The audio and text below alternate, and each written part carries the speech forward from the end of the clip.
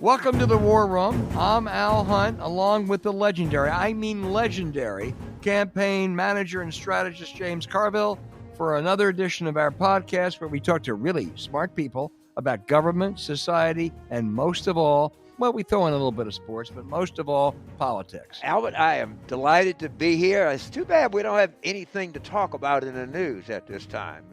Oh, wow. I know. These dull weeks are killing us.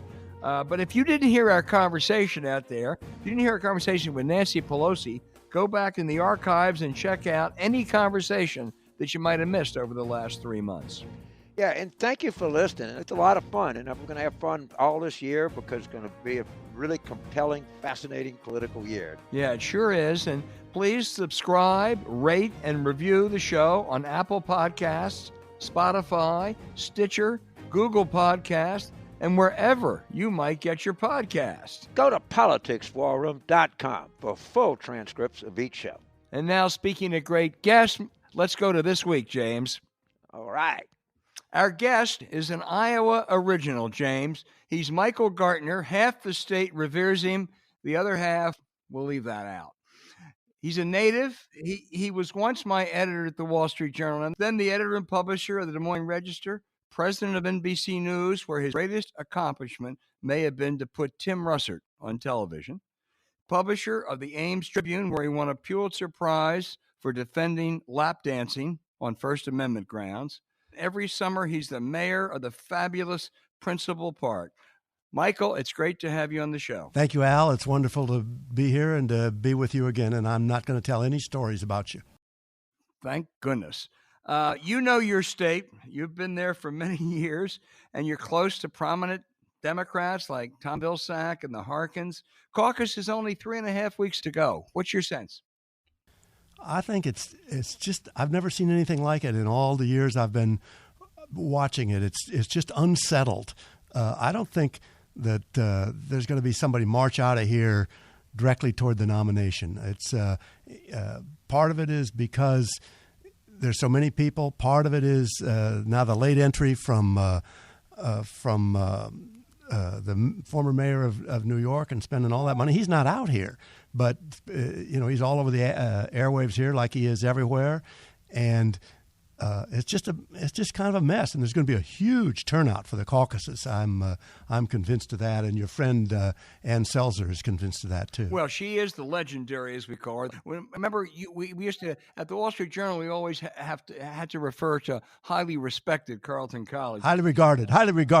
Once again, you don't quite have the right word. Right, and now it's the legend Selzer, and everyone's waiting for her poll. Of course, she won't tell us when she's going to do it. But there was a poll out last week, CBS, and it was extraordinary. It showed literally a three-way tie, Biden, Buttigieg, and Sanders, with Warren about 7 points behind and everybody else in single digits. I've never seen anything like that, and I don't know what it tells us about the outcome, but it does suggest maybe things are pretty fluid. And a lot of people haven't made up their minds yet. I talk to people, and, those three have a solid base, as does Warren, and Klobuchar's coming up. But I think there's a whole lot of people who change their mind. And, when you talk to anybody out here and say, who do you favor? The first answer is anybody who can beat Trump. And nobody says, well, I favor Warren, or I don't like Warren because of Medicare, or I don't like Buttigieg because of his view on foreign relations, or I don't like this person or that person. It's always, I want somebody who can beat Trump, except when you get to Biden. And then people say, oh, I like Biden. I hope he doesn't screw it up. Well, there's cause for that concern. Yeah. You mentioned Trump. Let me just ask this and then turn it over to James. He, of course, ordered the killing of the Iranian general. He's playing the war card right now. How does that play out there? Well, the state went for Trump, and there's a whole lot of people who still love Trump. And I don't think he'll win. I don't think he'd beat anybody the next time out around here. But, the economy is pretty good, as he said. And rural Iowa seems to like him, although there's no reason in the world for them to do it. He's messed up the farm economy with the tariffs and everything, but he sent them all a big check a while back. These guys got a lot of money per acre, and they cashed those checks. But I don't get it, Al. Boy, I don't either. James Carville, weigh in. Well, our first show, and this show is very big, that the levels of engagement are astronomically and historically high. And our first guest of the year was Mike McDonald, who is a poli-sci professor at the University of Florida, who is, I think, the foremost expert on voter engagement and turnout. My question to you, Michael, in knowing Iowa and the Iowa Caucus is, there's going to be a massive number of people show up. That's right. Do you have any concerns, or have you been part of any conversations about how they're going to handle it logistically? Or is this going to be some kind of nightmare? Let's go to caucus night or caucus day in Iowa, and what's going to happen, or what can happen, or anything like that. Just with that much interest. Well, have you guys ever been to a caucus? I mean, it's just goofy. The way it works, you go and you declare, and then your candidate's not viable, and then people ask you to come over for their candidate and everything. And there's going to be a whole lot of people at these caucuses who've never been to one before. First of all, just a lot of people who are becoming voters for the first time, but also a lot of people who are becoming engaged for the first time because they like Mayor Pete, or not because they like Klobuchar from neighboring Minnesota, but because they just can't stand Trump. I mean, these are all brand of Democrats, and the one thing that holds them together is they don't like the president. So what happens at the caucuses is anybody's guess, but they're going to be long and drawn out and feisty, and I suspect it'll be a long time before anybody even knows how it came out. Right. I guess my question is, we're probably going to have a long election night. Usually you don't. You got a pretty good idea kind of early. That's right. That's right. You get a sense people of it. Bunched up. Yeah, and in setting it up this year, they messed it up anyway, and then they had to undo that. It's just a great big mess. But they messed it up, Michael, by saying people were going to vote online, then pulled back. Yes, yeah, and then it was going to be like the Constitution. Certain people were only counted as 3/8 of a person, and it was a nightmare, and it was impossible to predict how it might have come out. Now, your friend Ann Selzer is going to have a poll before the caucuses, and she's always right. So we'll get at least a sense of where it is a few days before the caucus. But I think there's going to be a big, massive confusion. So, in your resume, one of the most impressive journalistic resumes I've ever heard, from NBC News, Wall Street Journal. Basically, if you look at it, you see that I can't hold a job. James, he's right. He can't keep a job. There's a lot of criticism, observation, whatever, about the press and how they're covering the campaign. What do you think of the press coverage so far in this campaign? And what do you think, and do you have any ideas of how it can be better? Well, I think that the print coverage has really been good. I think it's been thorough. I think it's been fair, and I think it's been informative. The television, and I knew nothing about television when I went to work there, and I know nothing about it today after having worked there. But the massive confusion between facts and opinions. You watch NBC or MSNBC, and you see these standard NBC people on there who are supposed to not have opinions on the air, and then you go over to Fox, and it's the same thing. So how do you know these days? There's nobody separating fact from opinion or fact from fiction. If I could weigh in here just a second, Michael. If you got television, say you got Fox and CNN and MSNBC and Bloomberg, whatever, One American News Network, they have to fill up all of these hours of programming. Yeah. And so the quality and the knowledge of the people is going to vastly differ. Where if you're Journal, of the Times, of the Post, even the AP. You got trained reporters, at least reporters that you hope are trained and have some skill. So what you're going to get in print is going to be, I think, a much more consistent and knowledgeable project. You might get something hugely insightful on television, and you'll get 10 things of people that entire experience in politics is they voted in the last election. They're trying to be provocative. I think one of the problems is I was in television just as satellites were coming in and the internet was coming big and everything, and all of a sudden the role of the editor in newspapers and the news director in television disappeared in the rush to get out and the rush to be first. So there's no gatekeeper who could sit back and ponder and say, well, let's just check this out a little bit. Let's go into this a little bit. So now somebody asked me, who runs a journalism school, said to me the other day, what should we do about journalism school? And I said, quit teaching people how to be journalists, but teach ordinary people how to interpret journalism. Oh, pretty good. Okay. James, one of our dear friends was the late Tim Russert, who I think is still considered one of the great journalists in the history of Washington. Michael, quickly tell us, you had to persuade him to go on television, didn't you? He didn't want to go on. He thought I was trying to kill his career. The problem was he was the Washington bureau chief, and he'd call into the morning news call, and it'd be really, really interesting. And then the news show, none of that would be on. And I called him up, and I says, Tim, the morning news call is not supposed to be more interesting than the show. It's supposed to be the other way. And, so-and-so couldn't get the story. And so I said, why don't you go on? No, I'm not going to go on. And so we argued and argued and argued. We argued for 6 months. And finally he says, well, damn it, he says, I'm ugly. And I said, well, we're not arguing that. So finally he agreed to do it, and I had a whole bunch of T-shirts made up with his picture on the front that says Tim Russert, not just another pretty face. And he was a huge success. He was an enormous success, and he was an enormous success because he believed in facts and he knew how to answer questions. And he wasn't an ankle biter like some of those guys, and he didn't think he was the Secretary of State like some others. He was just trying to elicit information, and he was really, really good at it. And he would put the words up on the screen to double. John Chancellor once told me, I said to him, how come I learn more from your 90 seconds of commentary than I do sometimes from the other 25 minutes of the show?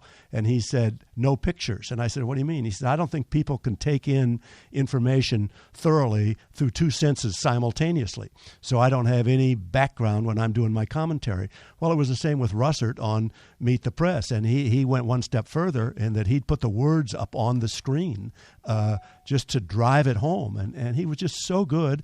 And he also had what my father used to call an affidavit face. You would just look at him and believe it. He just looked believable, and he was believable. And he was an equal opportunity fair guy. He didn't take a position. And if he asked a question twice and the person ducked it, he figured that the viewer was smart enough to see that the person was ducking it, and he'd go on to the next subject. He knew he had just an hour. He was great. He was fantastic. I think we agree with that, James, right? Yeah, I kind of do. Yeah, I do. I was, one of my best friends on the show all the time, and it was I never forget. Tim died the day I moved to New Orleans. So, you'll never forget. But at any rate, I don't think there's a worthy successor anywhere in television today. Yeah. Don't take it personally, Al. Al, don't take it personally. So the caucuses, let's just talk about that a little bit, because I don't think most people really understand that. And we didn't run in Iowa in 92, so I'm much more knowledgeable, to the extent because I'm that long ago happened, but New Hampshire than I am Iowa. Just walk through roughly what is going to happen. That I think it's a Monday night to have the caucuses. You're going to go in. You're going to go to your assigned place, and first of all, you have to prove you're a Democrat. Now, what is the assigned place? Is it like a gym? Could be a gym. Could be a gym. Could be a church. Could be VFW hall. It could be a VFW hall. It could be anywhere, but they're looking for bigger spots because they expect so many. So then you go in and you listen to a representative of a candidate talk about why that person's candidate is good, and then ultimately, I mean, you don't just go in and vote. It's an evening. It's an evening, and then you declare who who you're for, and you go stand in the corner for that person. If there's not enough people there, then your candidate is not viable in that caucus. I think you have to have 15% or something. And so then you're out at that caucus. So then others come over and they try to convince you to come and join them. So like if I went and I stood up for Cory Booker, for instance, who I happen to believe is a fantastic candidate, but he's not going to. He's at 2%. He's not going to be viable very many places. So if I stand up for him and he's not viable, then I have my choices. Who are the viable ones there? Well, it'll be Warren, it'll be Sanders, it'll be Mayor Pete, and it'll be Biden. So then they're going to try and lure the Booker people over there, or the others who weren't viable, and so then you go over, and then ultimately noses are counted, and that's how they figure out who wins the caucuses. I mean, I just think, people have an idea of what an election is, and I'm just fascinated by the whole thing. It's unique. It's unique, and it's a mess. And Jimmy Carter figured it out, and Johnny Apple figured it out in 74 when Carter ran, and he spent the year out here, and it vaulted him. And John Apple of the New York Times was covering every jot and tittle of it, and then so everyone thought, well, it worked for Carter, and now everyone's going to think it's going to work for him. But it's terribly unfair to like a minority candidate, and I mean a racial minority candidate, because Iowa is a white state, and so I suspect if South Carolina were first in the nation, Harris would still be in it, and Booker would be in it big time. But Obama reacted pretty favorably to him. Obama, that made him. But Obama was also almost a messiah to young people out here then, and that's totally different. I disagree. Kamala Harris didn't have anything to say. I think if she'd have had something to say, people in Iowa would have listened to her. Well, maybe. She was out here a lot, and a lot of people were talking. But right. Let me ask you this, Michael. There are, though, I mean, you touched on it. There are many critics of the Iowa caucus. They say it's disproportionately influential. It's not representative of the Democratic Party. There aren't very many people of color, not much diversity. Defend the Iowa caucuses. Well, from what standpoint? I can defend it as a great economic engine for the state of Iowa, but that's probably not what you're talking about. I would defend it because on this ground is that it's been going on for so long now that the people out here take politics very, very seriously, and they become very informed about the issues. They ask intelligent questions, and it's a good way to test the knowledge, ability, and staying power of a candidate. All that being said, it's biased, as I said, against minority candidates, and it always will be. But at this point, I think the average Iowan views himself as a walk-on in a movie or something about it. That they take it seriously, they educate themselves, and they try to elicit information that shows the fiber of a candidate, the staying power of a candidate, and to a little bit degree, although this no longer is the case, the money-raising ability. It used to be that you raise the money here, but now you don't. So, this is my view, and New Hampshire, Iowa. I've obviously been up to Iowa a number of times during the caucus in New Hampshire. These are Chamber of Commerce things. I mean, this adds a significant number to the GDP of Iowa and New Hampshire. Oh, yeah. You name it. This is like getting a bowl game or better. Yeah. I don't think anyone would argue with that. Why are the economic interests of Iowa and New Hampshire? New Hampshire, if somebody tried to have a primary before them, they'd have a primary the day after the election. Yeah, that's right. And then Iowa has grabbed hold to this sugar tit, all right, where they're the first caucus state. Now, is it a fair criticism of democracy to say that these are economic events that these states put on and guard them jealousy so they have an outside influence in the political process in the United States. Well, I think that's cutting it too finely. Sure, it's got an economic impact because all you guys come out here and rent cars and eat steaks at 801 Steakhouse and stuff like that. But that doesn't take away from the democratic aspect of it. You know, there's democracy and capitalism aren't opposites. I don't have anything. I made money in politics. I don't have anything against someone making money in politics. I'm saying the whole thing is an economic boom that gives an outsized influence. And I don't think there's anything you can do about it because the Iowa people would go nuts. And I don't blame them. Des Moines Register, a paper. There's probably not anything better for the Des Moines Register than the Iowa Caucuses. The University of Iowa football team, it would be. But you're right. You're right. It has huge, and maybe even more in New Hampshire. Yeah, I'm not disagreeing with anything you're saying, but I'm saying that that's just a piece of it. And no matter where the first caucus is or the first primary is, given the way the press is today, traveling in these massive numbers, it's going to have a huge economic impact, whether it's in South Carolina or whether it's in Nevada or whether it's in North Dakota.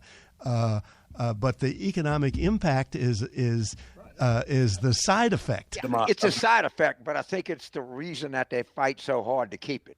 Oh, yeah. Well, I mean, it's not only the economic effect, but also, if you're an Iowa politician, you find suddenly that ethanol is much more popular right before a caucus than it is afterwards. So that's right. That it helps too. I admire their economic creativity. And the same thing in New Hampshire.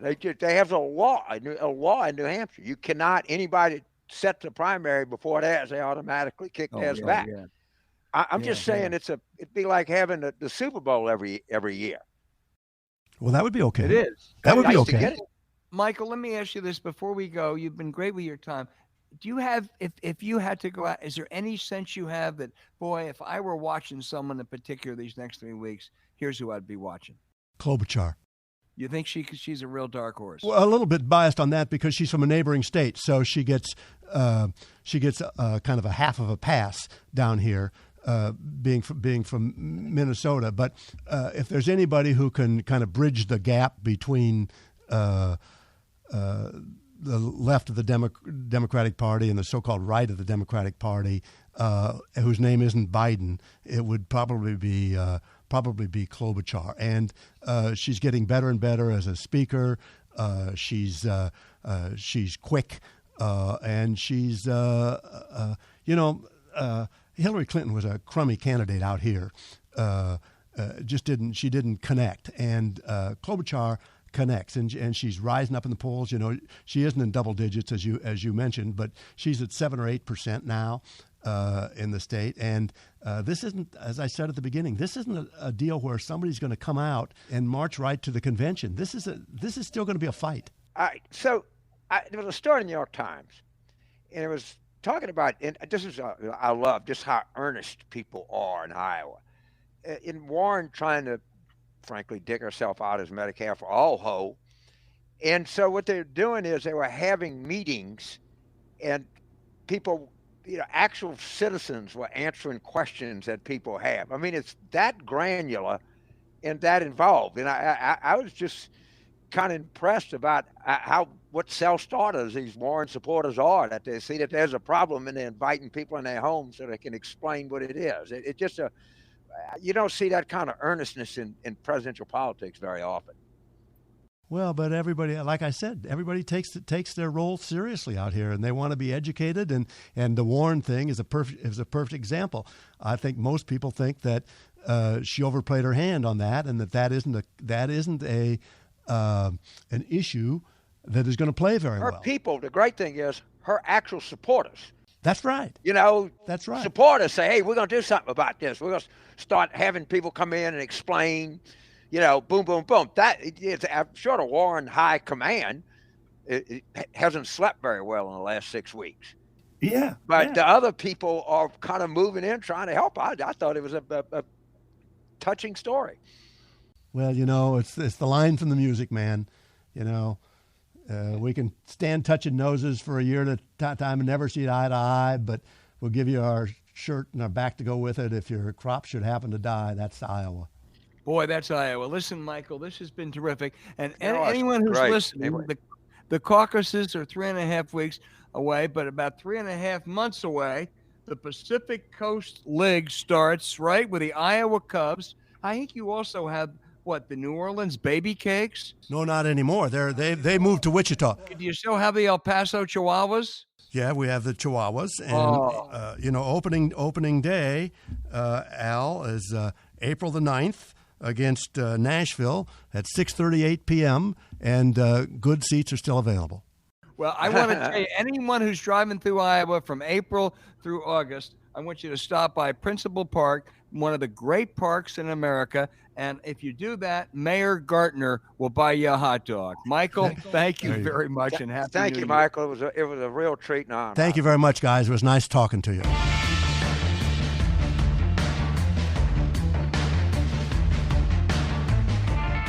James, there's no way we can do the show this week without talking about Iran. Yeah, I would say the targeted killing of General Soleimani was so blatantly political. It was initially pitched as to stop an imminent threat, and they can't name one, but I can. I think there was an imminent threat, and it was the impeachment of Donald Trump. And my old colleague, Dana Milbank, I think put it best. He said, this wasn't Wag the dog. This was Wag the hippopotamus. But, James, it may work for him. Well, first of all, I don't know. And I think it's more about Bibi Netanyahu's political career as much as Donald Trump's.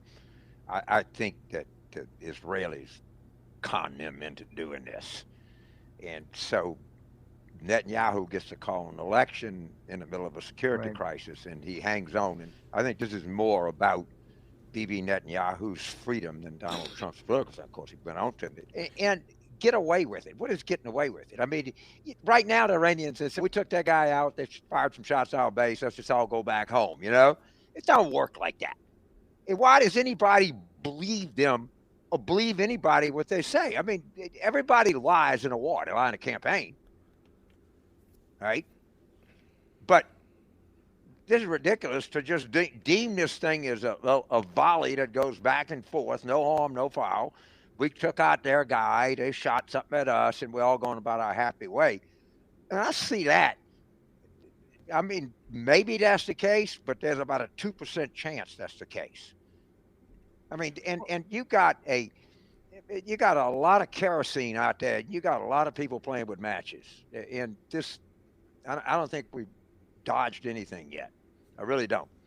Well, I think you're probably right. And I think when I say, it may work for them, that's a short-term analysis. They have impeachment a little bit off the front pages. It's a diversion. Yeah. He's the tough guy and all that. But I would just make 2 points. I don't think anyone could seriously argue that he thought through what day 2 would be like, or day 22, or day 47. And if we think Iraq was tough, it was child's play compared to Iran. So wherever this leads, I think... Let me tell you, this is going to be instructive for one thing, or instructive for a lot. Any time in the past that you've had a foreign policy event of this magnitude, it has affected presidential approval. I mean, I've seen it where you go on a foreign trip and you might go up 2 points, 3 points. Right? Something like this. I mean, Bush went up to like 91, old man Bush, and young, Yep. I don't think this is changing anybody's mind about anything. I mean, it looks like to me that the opinions of Trump are totally fixed.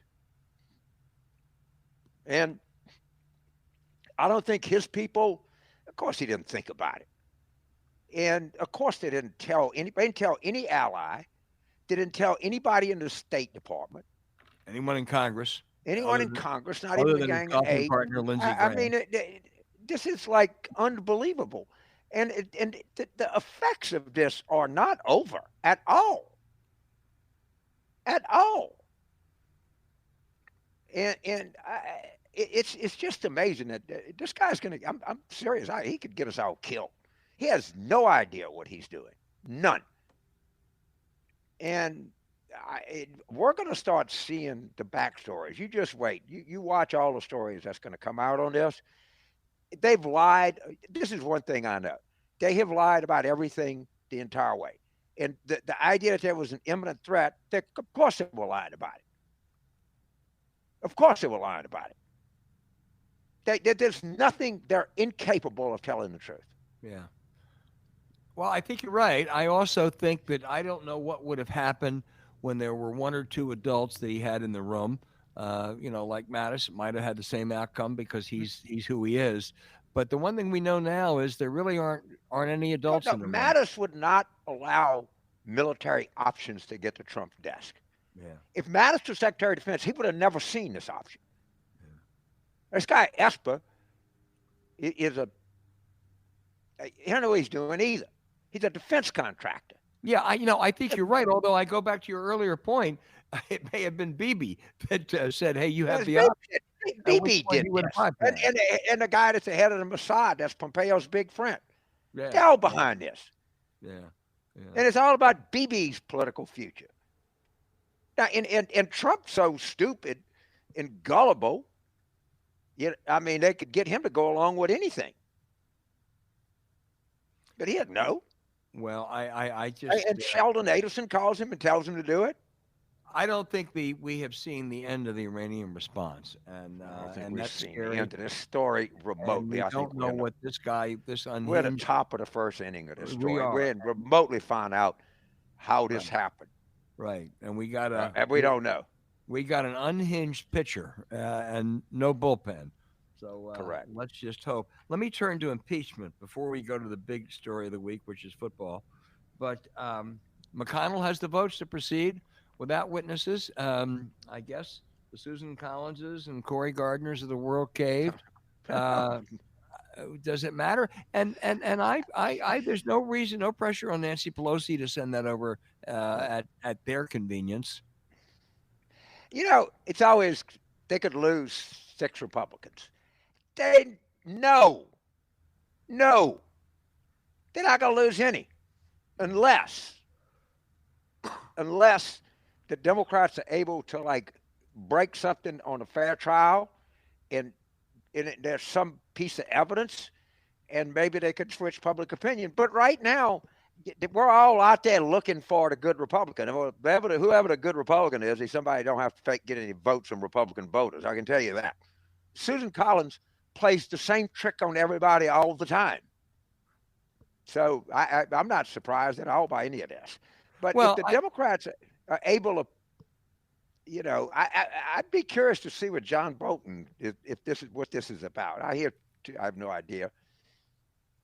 He might be selling books, but he maybe has something to say. I mean, he is the eyewitness to what happened. He is. I would, if I were one of those Democratic senators, I would worry it might be a trap because he also is an incredibly ambitious conservative. He doesn't want to be someone who did in Donald Trump. He wouldn't do him in anyway. I'd worry too. I don't know.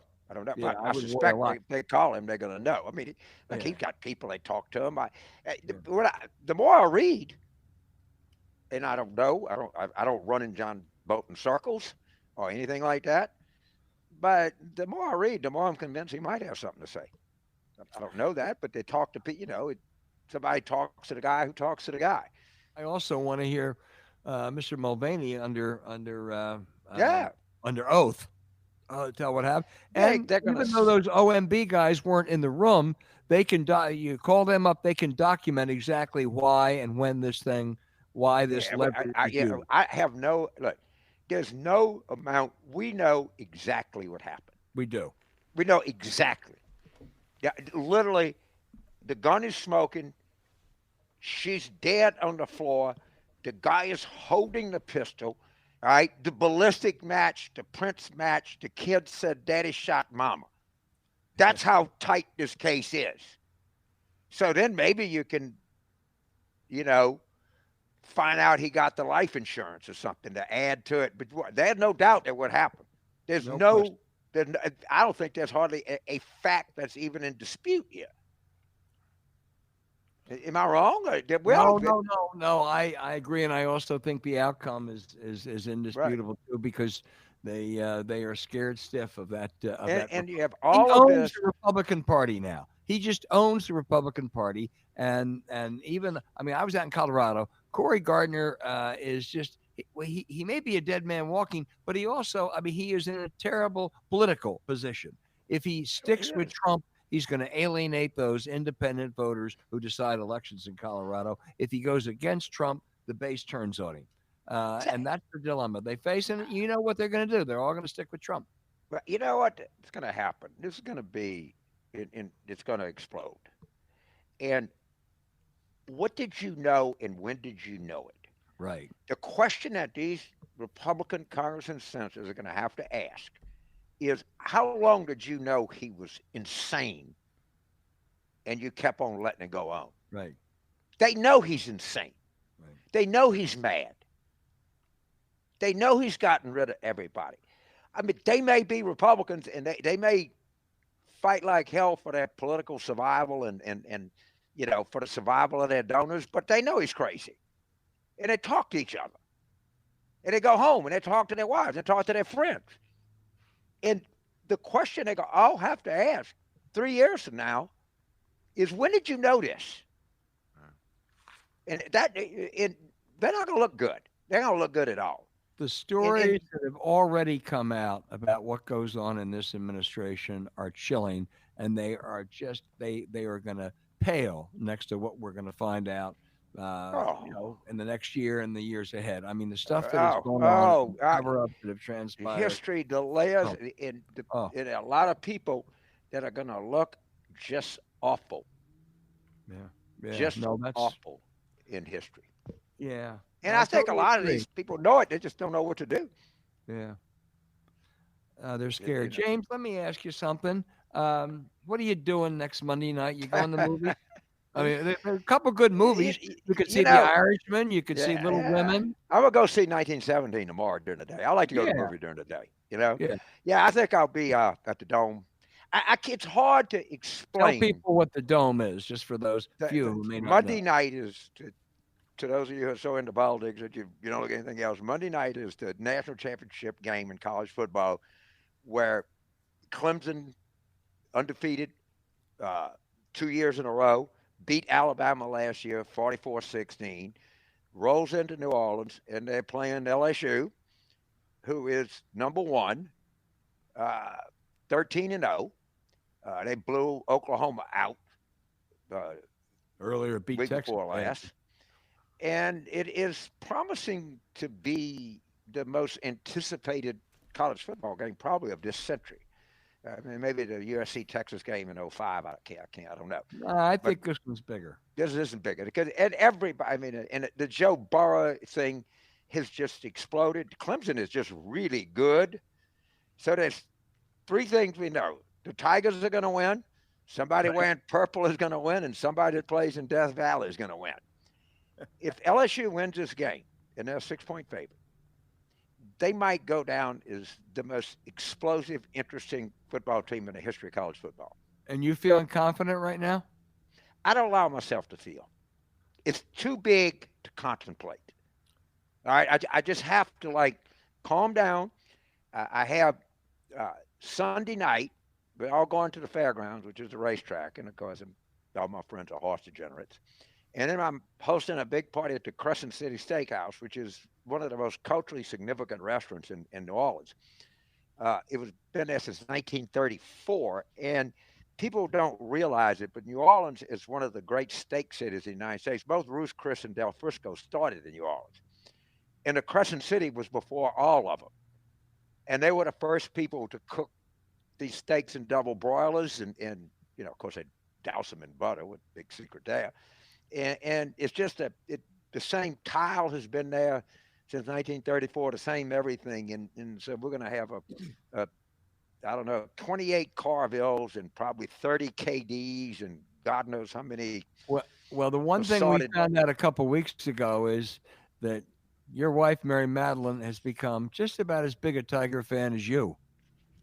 She's sort of more gotten into it now. She's from Illinois. And, college football if you're not from the South, Ohio, Michigan or something like that, but if you grew up in Chicago, college football, if you're more the Bears, and she came down here in the Saints, but now she's gotten into LSU football culture, which my family is. I mean, I like my brother-in-laws and sisters, and I don't know how many Carvilles. I think there are like 23 of us that are LSU grads, and we would have never gone to come out. They had a postmaster, they had 8 kids.